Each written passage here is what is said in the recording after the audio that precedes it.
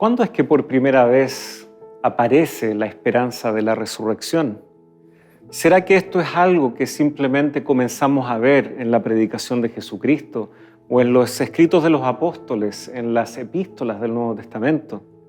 La verdad es que esta semana vamos a poder descubrir cómo esta era una esperanza que incluso patriarcas de la antigüedad y que muchos profetas que tuvieron que alentar al pueblo de Dios en diferentes circunstancias fueron presentando y sembrando esta gran semilla de esperanza como es la resurrección. Y sin embargo vemos que la muerte sigue golpeando la puerta de nuestras vidas. ¿Qué podemos hacer mientras tenemos que administrar esta realidad y al mismo tiempo recibir una promesa que nos cuesta tanto anticiparla o verla? Ese será el tema de nuestro estudio en esta semana en Lecciones de la Biblia.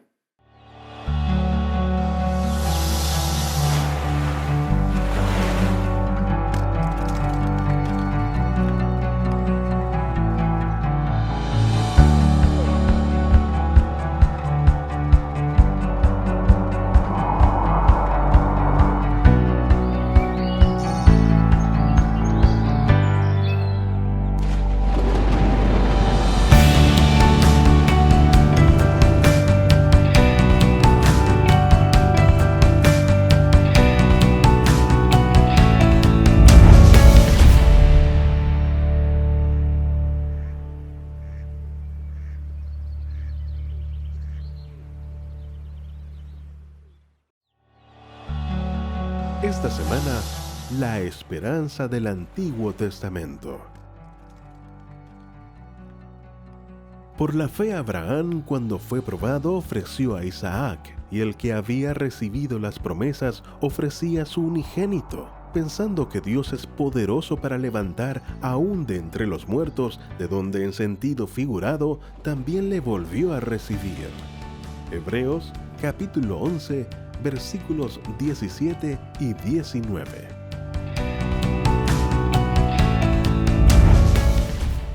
Gracias por continuar con nosotros en esta serie de estudios tan significativos que estamos teniendo aquí en su canal Nuevo Tiempo, Canal de Esperanza, en su programa Lecciones de la Biblia.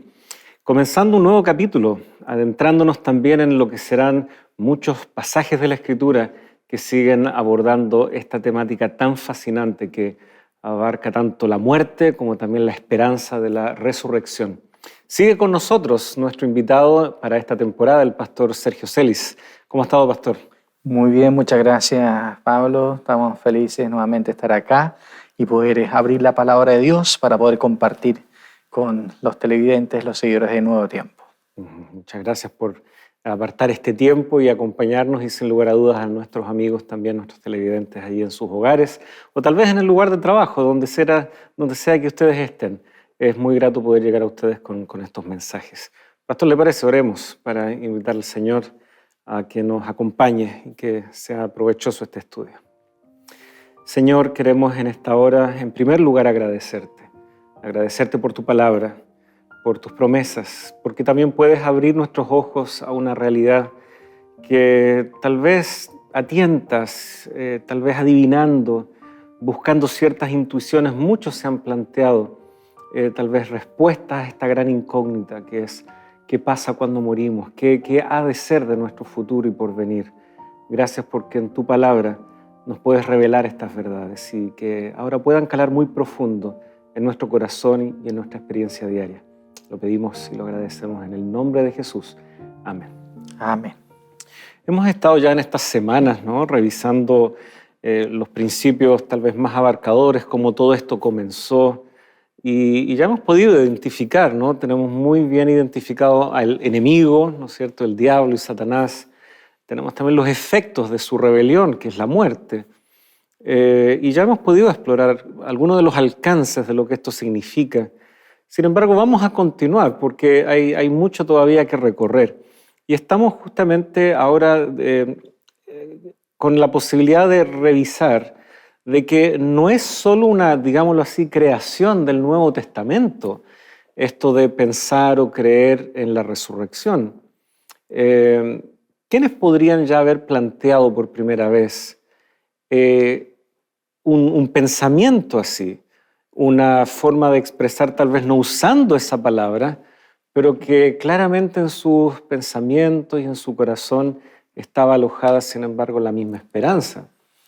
Así es sorprendente ver que la esperanza de la resurrección no solamente se encuentra en el Nuevo Testamento, sino también claramente en el Antiguo Testamento. Y tenemos varios textos, varios ejemplos que nos remiten a esa esperanza.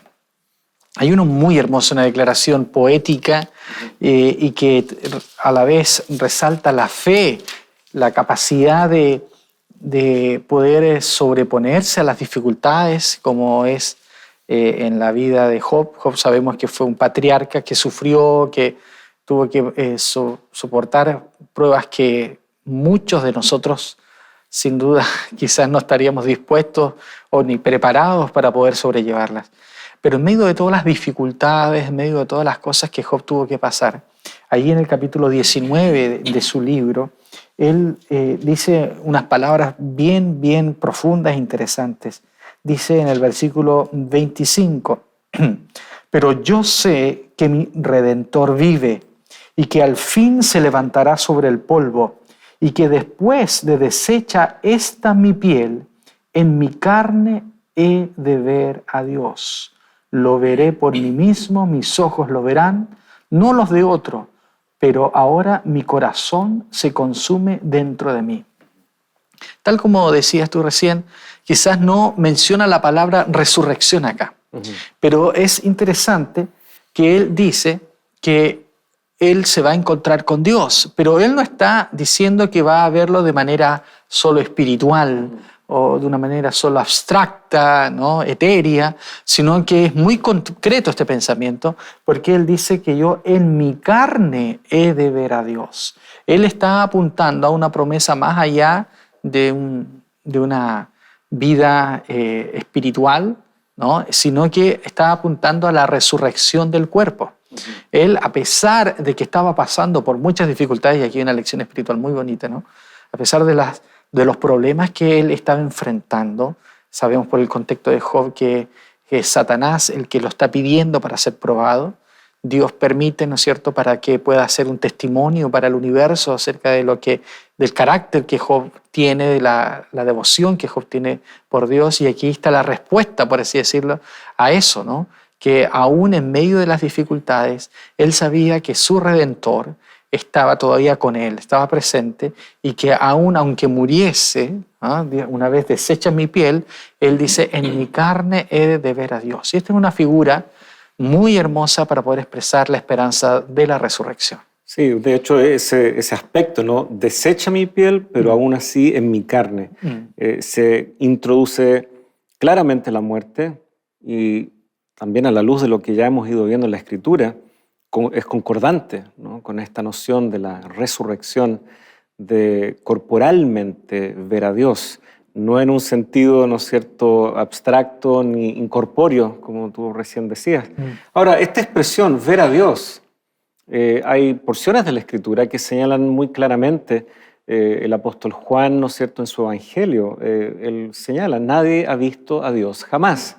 Sin embargo, en el Antiguo Testamento vemos de que hay, como se le llama, ¿no?, teofanías, ¿no es cierto?, manifestaciones en donde se percibe la presencia de Dios, ya sea sobre el monte Sinaí o también sobre el santuario del desierto.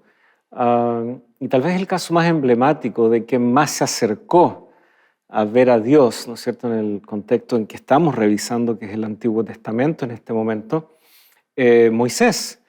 Él quiero ver tu gloria, ¿no es cierto? Sin embargo, Jehová le dijo muy claramente, no hay hombre que pueda verme y vivir.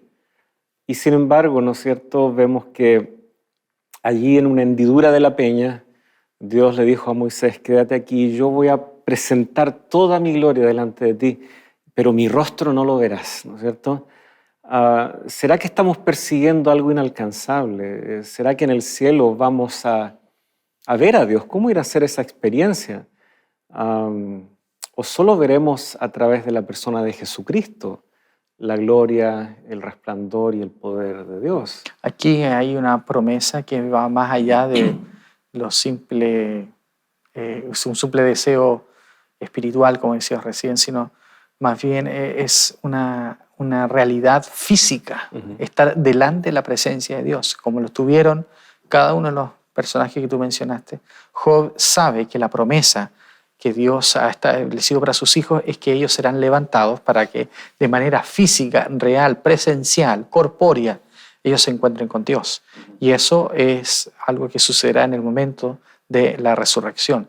Es lo que ya después, ya también había, o más adelante, digamos, va a expresar Marta cuando le dice a Jesús: yo sé que mi hermano resucitará en el día postrero, ¿no? Estaba ya en la conciencia colectiva del pueblo judío de que había un día final en el cual los muertos resucitarían. Y aquí ya encontramos esa evidencia que está presente en el libro de Job, que es tal vez el primer libro de toda la Biblia en escribirse, dicen algunos, ¿no? Sí, justamente. Y de ser así, esto es muy relevante, que el primer libro que llega a finalmente incorporarse a lo que viene a formar el canon de las Escrituras, aborde justamente el tema del sufrimiento, del dolor. Pareciera de que, ya que esto nos va a estar acompañando en nuestra existencia, desde muy temprano hay que ya presentar un cuadro ante el cual nosotros podamos ir encontrando respuestas. Y esto de que Job esté ahí como en un punto clave de este conflicto finalmente entre Cristo, entre Dios y Satanás, tal vez esa es una perspectiva que no muchos recuerdan cuando está finalmente el dolor tocando la puerta de sus vidas. Nos cuesta tal vez dar un paso atrás y mirarlo de esta perspectiva más amplia, y tal vez empezamos a asignar culpas, ¿no? Si tú no hubieses hecho esto, esto no habría pasado. Si tan solo yo no hubiera decidido de esta o tal manera, esto no estaría ocurriendo. Pero a veces el consuelo puede llegar de justamente ver que, aunque estamos en un conflicto, este conflicto ya tiene una resolución clara gracias a lo que Dios ha hecho. Creo que eso es algo muy importante para cualquiera de nosotros cuando está pasando por una dificultad tan grande, quizás como la que está pasando Job. La esperanza es que esta vida no es el fin de todo. Hay una esperanza, y es que nos vamos a encontrar con Dios. Job estaba en un momento muy difícil, lo había perdido casi todo, su salud estaba totalmente quebrantada, pero aún así, aunque sus huesos se consumieran, su piel se deshiciera, él sabía que la promesa estaba en que él se encontraría con Dios. A veces nosotros esperaríamos que fuera un poco más evidente, que pudiéramos tal vez anticipar o ya ver ciertos adelantos de lo que es la resurrección. Y de hecho otros pasajes en Job justamente plantean de que al mirar, ¿no es cierto?, la realidad natural, ¿no es cierto?, al ver la dinámica, ¿no es cierto?, de las propias flores o de los árboles, que aunque uno los corta, quedando el tronco, vuelve a vivir. Incluso ahí hay ciertas lecciones que uno puede ir extrayendo en este sentido. Ahora me gustaría que nos dirigiéramos, ¿no es cierto?, a un salmo, porque los salmos también son una manera, a través de los cánticos, de las liturgias que tenía, ¿no es cierto?, el pueblo de Israel, de explorar también temáticas muy profundas como estas. Tenemos, por ejemplo, varios salmos que se estarán revisando en esta semana en el estudio.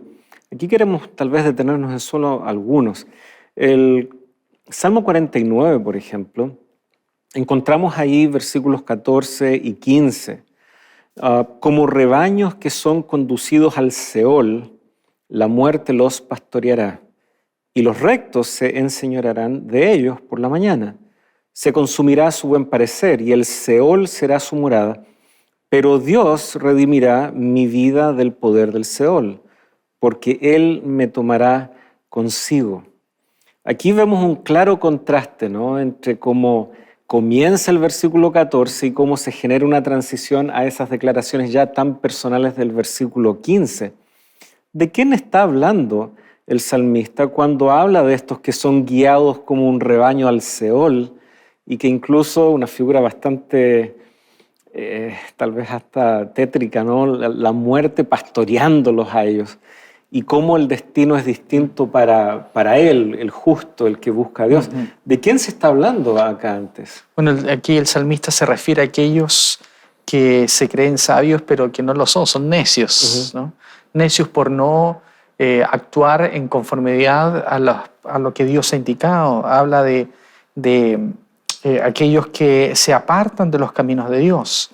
Entonces, aquellos necios se olvidan, dice, de que aunque pareciera que en la vida, y eso nos sucede mucho, ¿no? Que pareciera que aquellos que no son tan correctos en su vida personal, a veces pareciera que les va mejor, les va bien. Y hay varios salmos que nos hacen ese contraste. Y, por ejemplo, el Salmo 37 dice, no tengas envidias de los inicuos, ¿no? De los que hacen iniquidad. Entonces, aquí también el salmista está recordándole a los necios, aquellos que piensan que en esta vida están sacando mayor provecho por no seguir las reglas, por así decirlo, por abusar de las otras personas. Les recuerda que finalmente el destino de ellos es vano, es el Seol. En cambio, aquel que ha sido oprimido, aquel que quizás no se ha actuado con justicia, pero ha perseverado en su confianza en Dios y en actuar de manera consecuente con lo que Dios ha dicho en su palabra, aquellos, dice, serán rescatados del Seol. Dice, pero Dios redimirá mi vida del poder del Seol. Si nosotros interpretáramos este versículo como algunos lo hacen, que el Seol es supuestamente un lugar de tormento eterno, las implicancias serían muy raras, ¿no es cierto? De que a una persona ya estando en el infierno sería rescatada allí. No, y más todavía en el contraste que se está haciendo, porque este sería una persona justa y que sin embargo tiene que estar siendo rescatada del Seol, que es un lugar de tormento. Exacto. No cuadra, no cuadra en lo absoluto. El Seol, como hemos mencionado ya antes en este programa, es simplemente la palabra hebrea para referirse al lugar de los muertos, al cementerio, vamos a decir, ¿no? Al lugar donde las personas están esperando su destino final y donde no hay ningún tipo de conciencia, no hay ni tormento, ni tampoco una dicha, ¿no? Simplemente es un estado de inconsciencia. Pero de la tumba, allí serán rescatados los justos. Por lo tanto, esta es una alusión nuevamente a la resurrección. Las personas que hayan muerto confiando en Dios, ¿no es cierto? Y por los méritos, confiando en los méritos de Cristo, vamos a decir, aunque aquí estamos antes de Cristo, aquellos que hayan sido justos serán rescatados del Seol, redimidos del Seol. Es una alusión a la resurrección. Sí. En este caso, ¿no es cierto? ¿Quién escribe este salmo? A veces uno dice el salmista y uno piensa inmediatamente que es David. Este es un salmo de los hijos de Coré. Ellos son los salmistas en este caso.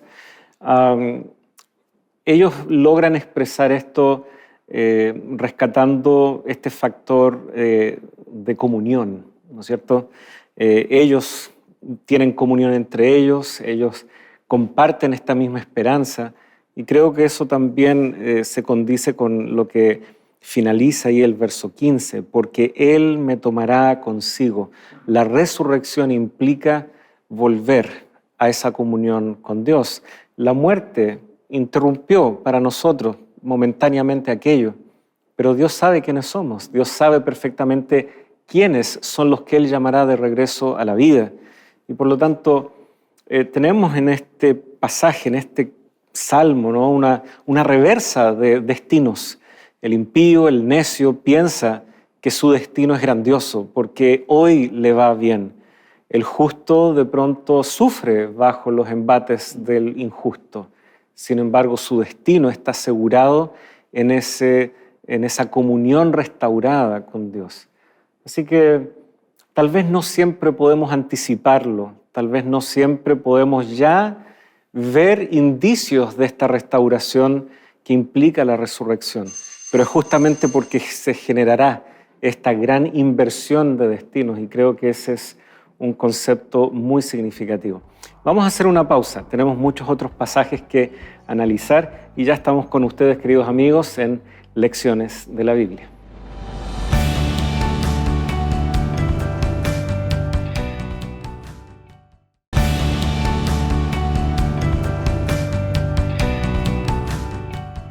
Ya estamos de regreso y gracias por permanecer en compañía de su programa Lecciones de la Biblia.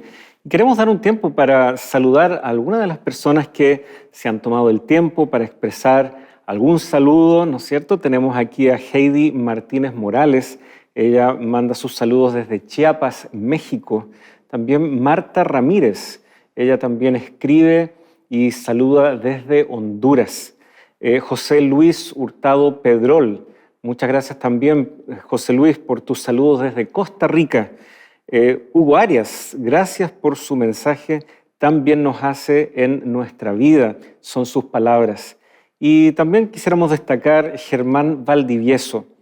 Él nos dice, siempre es un gusto y placer escuchar su presentación. Abrazos desde Oaxaca, México, Iglesia de las Flores, Distrito de las Flores. Muchas gracias, amigos, por su cariño, por mandar estos hermosos saludos y también puedan sentir la confianza de expresar, si es que tienen algún motivo especial de oración, aquí el equipo de Nuevo Tiempo con gusto también puede recibir y acoger esos pedidos por los cuales podemos orar. Estamos explorando estos temas aquí con el pastor Sergio Celis, que nos acompaña tan gentilmente durante esta temporada. Habíamos terminado el bloque anterior comentando justamente cómo la resurrección restablece esta comunión con Dios. Y justamente creo que hay otro salmo que justamente sigue desarrollando este concepto. En el Salmo 71, nos encontramos con alguien que ya, por lo que nos da a entender el verso 9, está en una etapa de vejez. Sin embargo, desde su juventud, él expresa en el versículo 5 que Jehová es su esperanza. Qué lindo es poder ver esto, que en realidad esa comunión no es fruto de un momento, sino que esa comunión eterna que tendremos con Dios puede ser el resultado de toda una experiencia de vida. Toda experiencia de vida de todo cristiano es igual, es idéntica. ¿Hay alguna cantidad mínima de años que tengamos que conocer a Dios que nos habilite para participar de la resurrección? Porque aquí este salmista dice, desde mi juventud ya estoy en mi vejez. ¿Será que algo por el estilo es necesario? Bueno, la palabra de Dios nos dice que no importa en qué momento de la vida nosotros nos acordemos de Dios, la promesa es para todo aquel que cree, ¿no? No hay un momento, aunque sí se nos recomienda que ojalá no sea tan tarde, porque nos vamos a ahorrar muchos problemas, muchas dificultades. Y justamente aquí en este salmo alguien que ha estado viendo la presencia de Dios en su vida, a pesar de que ha tenido que pasar muchas dificultades, ¿no? Y en el versículo 20 dice, tú me has hecho ver muchas angustias y males, volverás a darme vida. Tú que has estado conmigo, que me has hecho pasar por muchos problemas, tú volverás a darme la vida. Y nuevamente usa una expresión similar a del Salmo 49, y de nuevo me levantarás desde los abismos de la tierra. Ahora ya no usa la palabra Seol, pero usa la palabra el abismo. Y desde los abismos de la tierra será levantado. Aquí la promesa es de la resurrección nuevamente. Creo yo que la experiencia que se nos está diciendo acá, que habla de fidelidad, ¿no? De permanencia junto al Señor durante toda la vida, aunque obviamente aquellos que crean en su momento se les invita a vivir una vida en comunión con el Señor, más cercana con Él, y en virtud de esa experiencia, a aceptar a Jesucristo, a aceptar los méritos, la transformación del Espíritu Santo en su vida, eso nos da la tranquilidad y la seguridad que vendrá el momento también de la resurrección para ellos. Sí, y es importante recalcar, ¿no? Lo que tú decías, es para todo aquel que cree. No es que el que cree por 20 años tiene más derecho que aquel que ha creído tal vez algunos meses. Exacto. Tal vez. Y esto tal vez nos pone en perspectiva cuando alguien joven, tal vez por enfermedad o alguna tragedia, muere. Pensamos, uy, tenía tanto por vivir, y es cierto, y nadie está preparado para despedir a un hijo, ¿no? Como que la ley de la vida nos ha mostrado que es al revés. ¿Ya? Los hijos despiden a los padres cuando estos fallecen. Y sin embargo, qué tremendo consuelo hay cuando aún en lo breve que fue esa vida, esa persona, niño, niña, pudo conocer al Señor. Así es. Y eso es lo importante cuando uno, bueno, a uno como pastor le ha tocado varias veces acompañar a familias en medio del dolor de una pérdida. Perdí a un hijo hace un tiempo atrás. Despedíamos a un pequeño de 3 años, casi 4 ya. Y uno dice, pero wow, ¿cómo esa madre, ese padre pueden sobrellevar ese dolor?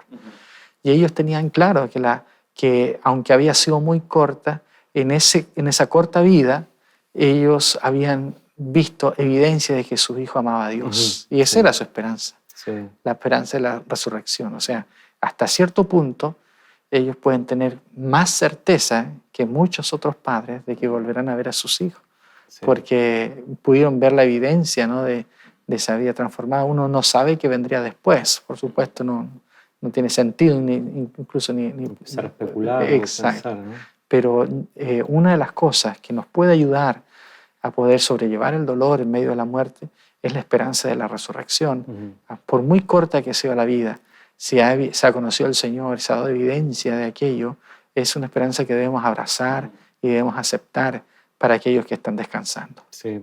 Hay un pasaje que no está en la serie que vamos siguiendo, ¿no? En Lecciones de la Biblia, pero creo que toca también, refuerza un poco esto. En el Evangelio de Mateo, el capítulo 20, nos coloca esta parábola, Jesucristo, de un hombre, un padre de familia que sale temprano en la mañana a buscar gente que trabaje en, ¿no es cierto?, su viña. Y él llega a un acuerdo con ellos. Él, habiendo convenido, dice el verso 2, con los obreros en 1 denario al día. Y entonces él sale temprano, busca gente dispuesta a trabajar, se dan la mano 1 denario por el día de trabajo. Y sin embargo, él sale en reiteradas ocasiones durante el mismo día. E incluso sale cuando tan solo falta 1 hora para que termine la jornada laboral. Y sigue encontrando gente dispuesta a trabajar. Y él les dice, yo les voy a pagar lo que sea justo. Y el final, entonces, al final del día, él los coloca allí para darles su pago. Y a todos les paga igual. El que trabajó todo el día recibe el denario, el que trabajó tan solo esa última hora también. Y los que habían trabajado más tiempo sienten que esto es injusto. Y sin embargo, la clave, creo yo, aquí está en el versículo 15. Este padre de familia les responde, no me es lícito hacer lo que quiero con lo mío. ¿O tienes tu envidia porque yo soy bueno? Esa bondad que a través de esta parábola ciertamente está apuntando a la bondad, al amor, a la generosidad de Dios, no puede ser medida por criterios humanos. Para nosotros nos parece tan lógico decir, el que lleva más tiempo merece más, el que ha conseguido demostrar de mayor manera ciertas cosas va a recibir mayor premio. Dios es generoso. Y cuando se trata de rescatar a sus hijos de las garras de la muerte, Él no empieza a trabajar a través de estos criterios humanos. Es que la salvación y la resurrección no es algo que puedes tener por grados, vamos a decir, ¿no? Claro. ¿Lo tienes todo? Es una condición absoluta. O no la tienes, ¿no? Por supuesto, hay algunas interpretaciones que nos dicen que, claro, va a haber quizás algún grado de recompensa, quizás en algún momento vamos a hablar de eso, pero en términos de salvación y resurrección, ¿no? El destino para hay solo 2 destinos posibles, ¿no? Que es la muerte eterna o vida eterna. Resurrección para salvación o muerte eterna. Y acá la promesa es que a los justos, a los hijos de Dios, el Señor los llamará desde los abismos de la tierra, decía el Salmo 71, para poder encontrarnos nuevamente con nuestro Dios. Sí. Quisiera que pudiéramos explorar, yendo al profeta Isaías. Allí también hay un texto que siento que toca un punto que nos parece tan obvio, todos mueren, todo el mundo muere. Mucha gente ha dicho, es la única estadística que no falla, ¿no? Salvo que Jesucristo venga antes, el 100% de quienes hoy vivimos vamos a morir. Y eso es verdad, pero en el momento del dolor, en el momento de la pérdida de un ser querido, a veces igualmente se asoma la pregunta, ¿pero por qué? ¿Por qué él o por qué ella o por qué ahora? Tal vez en lo abstracto, cuando esto lo vemos más alejado a nuestra realidad, entendemos eso y podemos hablar de ese refrán, el 100% de los que estamos aquí tarde o temprano va a morir. Pero aún nos golpea y aún así no lo entendemos cuando ocurre, ¿ya? Y siento que por lo menos Isaías 26 viene a darnos algunas vislumbres respecto a esto. Si leemos el versículo 14, leemos ahí, muertos son, no vivirán, han fallecido, no resucitarán, porque los castigaste y destruiste y deshiciste todo su recuerdo. Pero luego en el verso 19 leemos, tus muertos vivirán, sus cadáveres resucitarán, despertad y cantad, moradores del polvo, porque tu rocío es cual rocío de hortalizas y la tierra dará sus muertos. Todos mueren. Exactamente. Pero nuevamente, muy similar a como vimos en los Salmos, ¿qué tipo de contraste se está dando aquí ahora en Isaías? Interesante que aunque todos mueren, hay sí una promesa para los justos, que es la promesa de la resurrección para vida. O sea, no es una opción de o vivir para siempre en el cielo y vivir para siempre en el infierno. No, es muerte o vida. Esas son las opciones finales, ¿ya? Aunque vamos a ver también que quizás la Biblia enseña una resurrección para perdición, pero es justamente solamente resucitar para recibir la condenación final. Sí. Pero en términos de destino final, ¿no? De dónde vamos a pasar la eternidad, solamente hay dos opciones, vida o muerte. Y acá dice que los impíos, ¿no? Los injustos no vuelven a vivir y los justos sí vuelven a vivir. ¿Ah? La resurrección es la promesa a través de la cual los justos recibirán vida eterna. Por lo tanto, hay nueva evidencia acá en Isaías acerca de estos dos destinos, ¿no? Claramente establecidos y que nos recuerdan que la promesa de la resurrección está ya, la creencia en la resurrección ya está claramente visible acá en el Antiguo Testamento. En este caso, en el tiempo de Isaías, tiempo de una época, vamos a decir, quizás un tanto más madura de la comprensión de los propósitos de Dios, ya en tiempos en que comienza a anunciarse más claramente el Mesías también, ¿no? Pero también hay una advertencia respecto a la resurrección, y eso es muy importante. No, y lo interesante me parece también es que no solo se nos anuncian estos dos destinos, no es que Dios diga, o es lo uno o es lo otro, ustedes elijan, y que Él tal vez ahora toma cierta distancia. Al contrario, algunos versículos antes, nosotros vemos versículo 10, por ejemplo, se mostrará piedad al malvado y no aprenderá justicia. En tierra de rectitud hará iniquidad y no mirará a la majestad de Jehová. Me hace recordar, ¿no? Como en los evangelios, Mateo registra, Dios hace salir el sol sobre justos e injustos. Dios se muestra tanto a justos e injustos. Dios muestra su piedad incluso al malvado, y sin embargo este malvado prefiere no entender, no aprender respecto de la justicia de Dios. Y ya vimos en semanas pasadas, ¿no? Esta posibilidad de elegir. Nadie podrá decir que no eligió bien por falta de esa iniciativa de Dios, porque Dios tal vez nunca se mostró, nunca le manifestó su cariño o amor. Isaías también nos da una vislumbre respecto a esto. Por lo tanto, los versículos que recién hemos podido leer y comentar ocurren justamente en este contexto de que no solamente Dios anuncia los dos posibles destinos, sino que también está agotando toda posibilidad de que en realidad nosotros aspiremos a la vida. No creo que Dios se quede conforme con que simplemente alguien elija por ignorancia un destino que lo lleve a la perdición. Y la evidencia aquí respecto al deseo de Dios de cumplir sus propósitos originales para los seres humanos, de una vida eterna, vienen ya expresados desde el capítulo 25, por ejemplo, cuando dice en el versículo 8, destruirá la muerte para siempre y enjugará a Jehová el Señor las lágrimas de todos los rostros y quitará la frente de su pueblo de toda la tierra, porque Jehová lo ha dicho. Acá está la promesa de Dios de que la muerte es algo que va a terminar. La muerte no es el estado original de las promesas de Dios, original de lo que Dios deseaba, de la voluntad de Dios para sus hijos, para los seres humanos. Por lo tanto, al renovar esto y al hacer estas promesas diciendo, hey, estamos hablando de una vida eterna en donde ya no va a haber muerte. ¿Ya? Vuelven a vivir y ya no habrá muerte más. Vida eterna para los que creen, confían en el Señor. Esto conecta justamente con la reflexión que ya hacíamos algunas semanas atrás, esto de que siempre ha existido el bien y el mal, que siempre ha existido estos dos polos opuestos. No, hubo un momento en donde solo era todo bueno. Hubo un momento en donde la muerte ni existía. Y qué bueno es que llegará también el momento en donde no existirá más la muerte.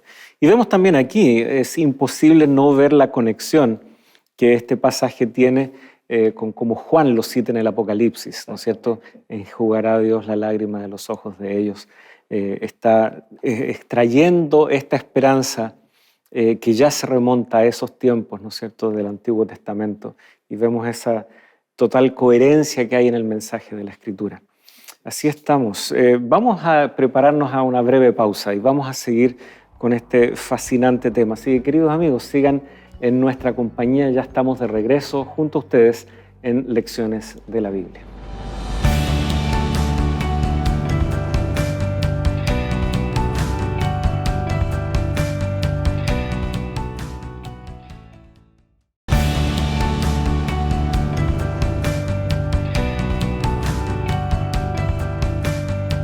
Hola amigo, ¿te preguntas cuál es el sentido de la vida? Necesitamos tener un propósito, una razón por la cual valga la pena vivir. Y si no es así, ¿para qué luchar por la vida? En esta guía de estudio hallarás la razón de nuestro existir. Te invito a solicitar evidencias que te ayudará a entender lo que Dios quiere para tu vida.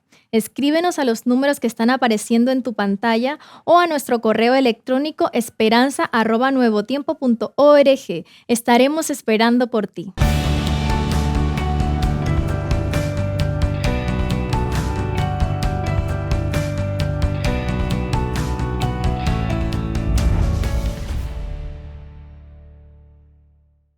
Continuamos entonces aquí en su programa Lecciones de la Biblia. Antes, sin embargo, volver a reiterar la invitación de que usted entre en contacto con la Escuela Bíblica del canal Nuevo Tiempo. Ustedes recién pudieron ver la amplia oferta de estudios, de estos materiales que pueden facilitar adentrarnos más a la palabra de Dios, descubrir sus promesas, tener esperanza, porque esa es la finalidad por la cual Dios ha abierto su corazón y nos ha dado esta carta de amor. Así que pónganse en contacto, ya sea a través de las redes sociales del canal, al WhatsApp también, que gentilmente se proyecta en cada ocasión, de tal manera que ustedes puedan recibir esta bendición a través de nosotros, pero viniendo del corazón de Dios. Nos corresponde ver ahora un texto que puede ser muy enigmático y sin embargo sigue esta sucesión de textos que estamos viendo en el Antiguo Testamento referidos a la resurrección. El profeta Daniel introduce, digámoslo así, aspectos nuevos dentro de la profecía del Antiguo Testamento.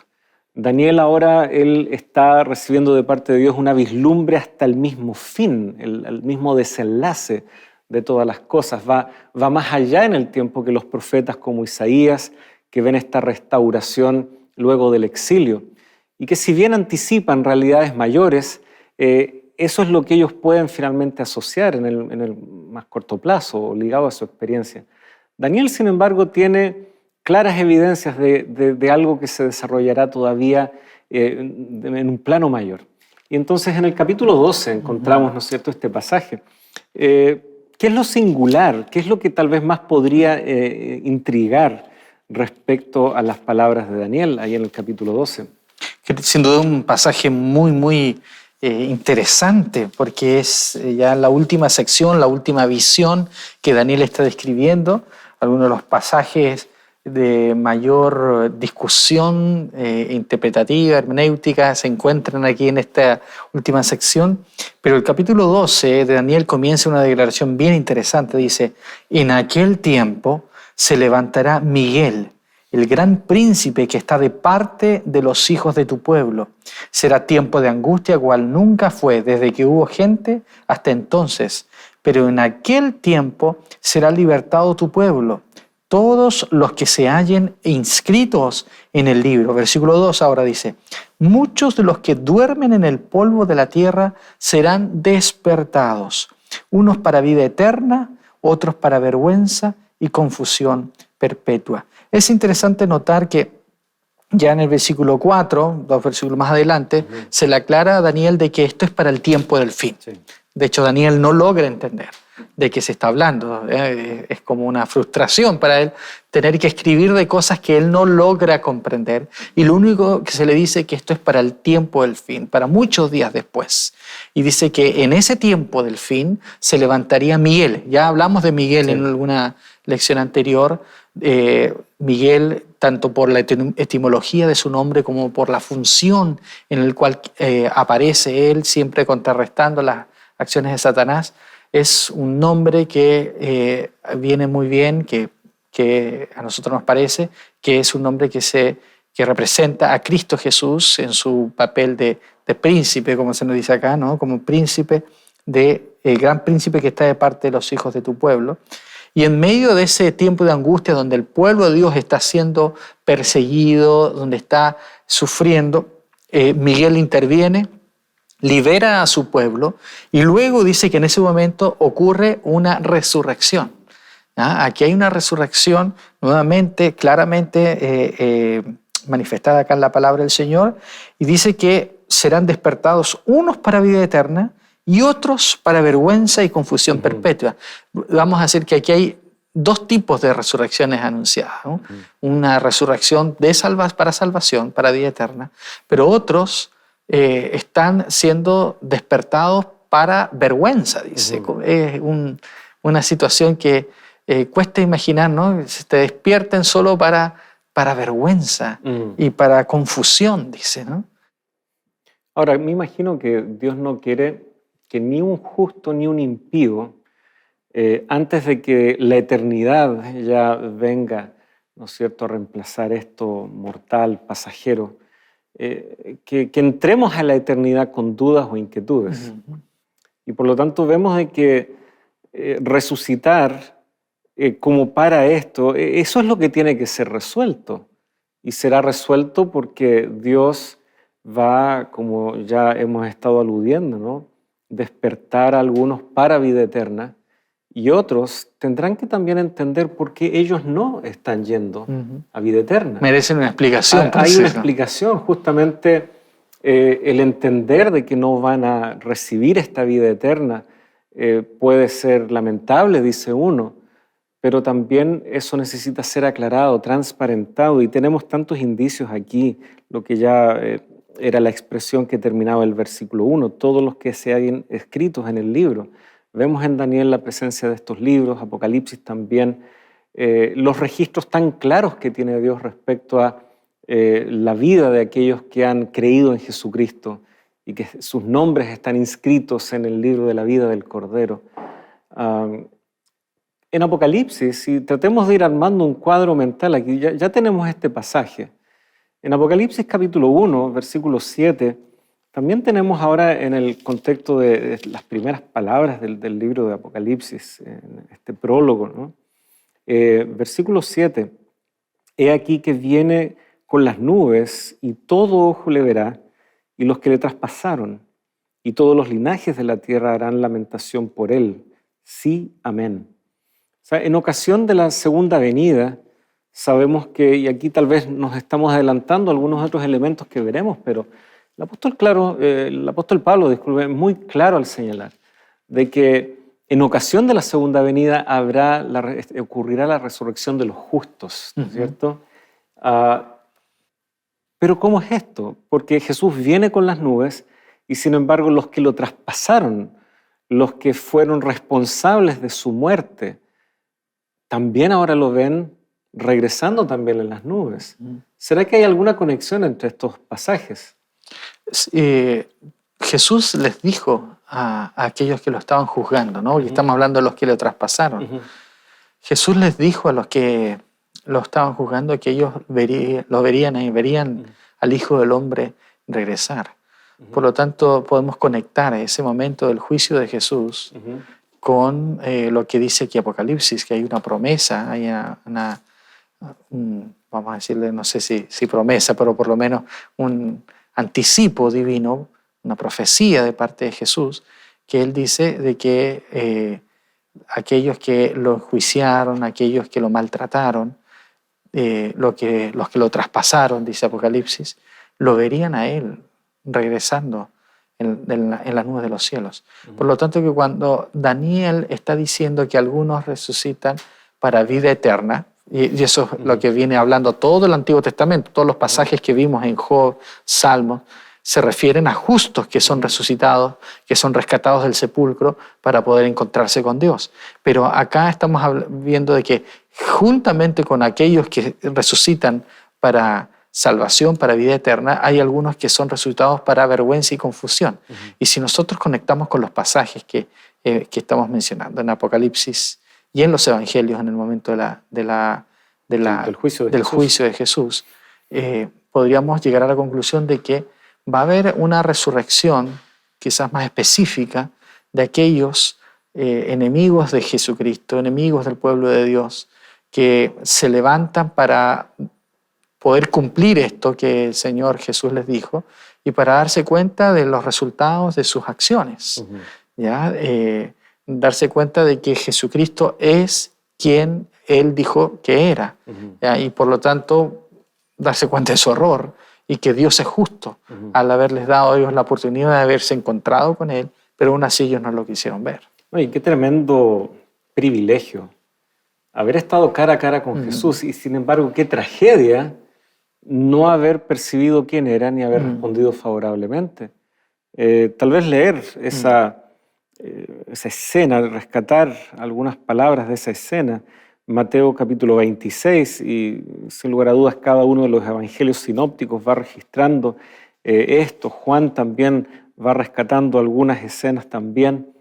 En el caso de Mateo, está en el capítulo 26, y leemos las palabras de Jesús, verso 64. Jesús le dijo, tú lo has dicho, porque le están preguntando si eres el Cristo, el Hijo de Dios.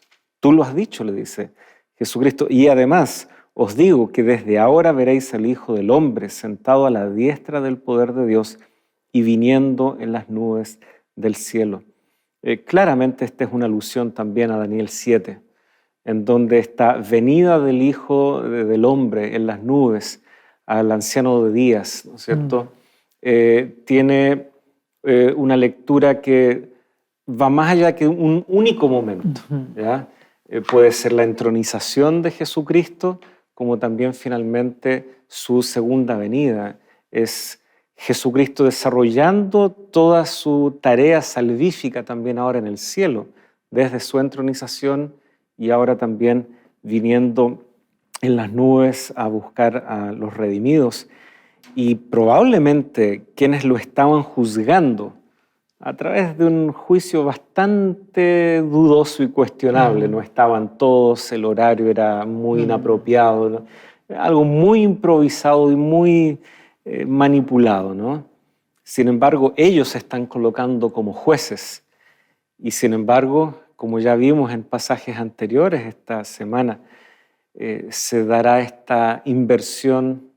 Porque no, Jesucristo se levanta como el juez de ellos y ellos recibirán su veredicto en su momento y entenderán quién es verdaderamente Jesús, como tú recién señalabas. Jesús no habló palabras vacías, Él era verdaderamente el Hijo de Dios, era uno con el Padre y sin embargo se hizo uno de nosotros, Así ese es. gran misterio que era ofensivo para estos líderes, y sin embargo ellos lo verán venir en las nubes. Qué tremendo desafío también tenemos nosotros. Tener evidencias, tener estas promesas y entender que también tenemos que tomar una decisión. Entender que también de nosotros se exigirá una decisión responsable. No podemos alegar ignorancia. A Dios no le faltan los recursos para darnos a cada uno la oportunidad de decidir. Ya veíamos eso también en esos pasajes de Isaías. A la luz de todo lo visto esta semana, Pastor Sergio, ¿qué invitación, qué último tal vez llamado, apelo a nuestros amigos cree que es prudente? Una vez más, el Señor de la Palabra, el Señor de las Escrituras, nos invita para que nosotros tomemos una posición. Solamente hay dos lugares, solamente hay dos posiciones, dos tipos de respuesta a la invitación de Dios. O decidimos ser parte de aquellos que aman a Dios, que quieren encontrarse con Él, que quieren ver a Dios, o decidimos rechazarlo, para lo cual la Biblia nos dice que el destino final es muerte eterna, es perdición y es condenación. Creo que la invitación que nos queda para nosotros una vez más es el poder recibir, aceptar la promesa de salvación que Dios ofrece a todos aquellos que creen y confían en Él. Mi querido amigo, ¿estarás dispuesto tú una vez más en este momento a decirle al Señor que quieres ser parte de aquellos que resucitarán para vida eterna? Si es así, sigue estudiando su palabra. Pide que alguien te ayude a encontrar el mensaje de salvación en la palabra de Dios. Nuestros amigos de Nuevo Tiempo estamos a disposición para que tú puedas comprender mejor este mensaje. Y si tú quieres aceptar nuevamente la salvación que el Señor quiere darte, te invito a que puedas hacer una oración conmigo en este momento. Oremos. Amante y cariñoso Padre que estás en el cielo, Señor, estamos muy agradecidos por las promesas que hay en tu palabra, ofreciéndonos salvación, vida eterna y resurrección a todos aquellos, Señor, que acepten el mensaje de tu palabra. Hay en tu palabra promesas de salvación para todo aquel que cree, para todo aquel que acepte el tomarse de tu mano y aceptar la salvación. Señor, te pido por cada persona que pueda estar viendo este programa y que necesita de ti. Quizás, al igual que Job, está pasando por momentos difíciles. Quizás, al igual que el salmista, siente que está pasando por momentos de injusticia. Pareciera que sus enemigos, personas que le desean mal, están obteniendo la victoria sobre ellos. Pero quiero pedirte, Señor, que así como estos patriarcas de la antigüedad pudieron reconocerte a ti y tener esperanza de salvación a través de la resurrección, tú puedas decirle a cada una de estas personas que tú estás con ellos y que tú estás dispuesto, Señor, a levantarles y ayudarles, Señor, para el momento en que tú vengas a buscarnos y nos llames a vivir para siempre contigo. Bendícelos, acompaña a cada uno, te lo pedimos en el nombre de Jesús. Amén. Amén.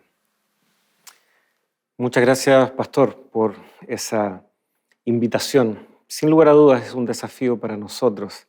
Y nos hace bien renovar, ¿no es cierto?, nuestra experiencia con el Señor o aceptarla por primera vez, si es que es el caso de más de algún amigo que nos está acompañando. Amigos, ha sido un gusto y nos encontraremos la próxima semana con estos fascinantes temas aquí en Lecciones de la Biblia en Nuevo Tiempo, Canal de Esperanza.